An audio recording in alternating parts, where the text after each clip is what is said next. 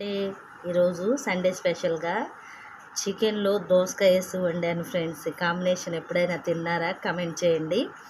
ఎండాకాలం చలువ చేస్తుందని చెప్పేసి ఈ విధంగా చేశాను. దోసకాయ ఉంటే చాలా చాలా బాగుంది, టేస్టీగా కర్రీ. ఇప్పుడైతే మా హస్బెండ్కి భోజనం పెట్టానండి. తను టేస్ట్ చూసి ఎలా ఉందో చెప్తారు. మీరేం కూరలు వండుకున్నారు మరి సండే రోజు? కమెంట్ చేయండి. చూసారా, కర్రీ ఈ విధంగా రెడీ అయింది. తను తింటూ ఉన్నారు, చూపిస్తాను. ఏమండి రవి గారండి, నమస్తే. నమస్తే. బాగున్నారా?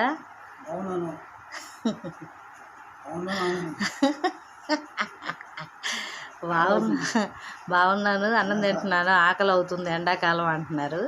అందుకేనండి పెందలాడి ఇంకా రాగానే గబగబా అన్నం పెట్టేశాను మా హస్బెండ్కి. టేస్ట్ చూసి ఎలా ఉందో చెప్పాలి. దోసకాయ చికెన్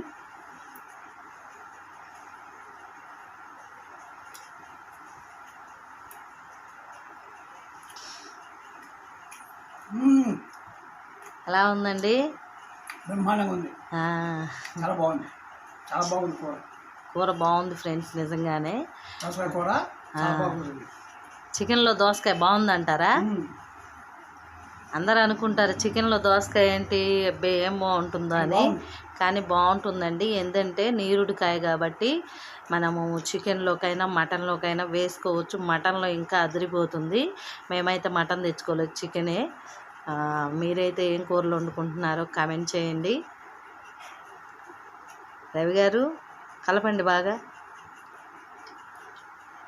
ఒక ముద్ద పెట్టండి, నాకు కూడా టేస్ట్ చూస్తా.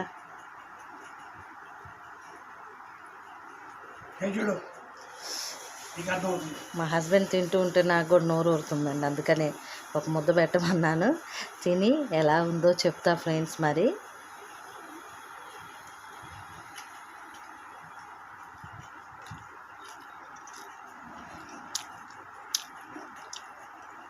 అబ్బా సూపర్గా ఉంది ఫ్రెండ్స్.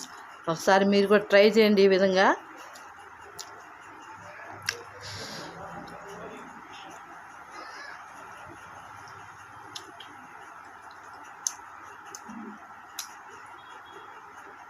ఉప్పు కారం అన్నీ కూడా సరిపోయాయి. హ్యాపీ సండే ఫ్రెండ్స్ మీ అందరికీ. ఓకే, బాయ్ బాయ్ చెప్పండి ఫ్రెండ్స్కి. ఛానల్ని లైక్ చేసి షేర్ చేసి సబ్స్క్రిప్షన్ చేసుకోండి. మీరు కూడా చెప్పండి ఏమండి. సబ్స్క్రైబ్ సబ్స్క్రైబ్ అనండి.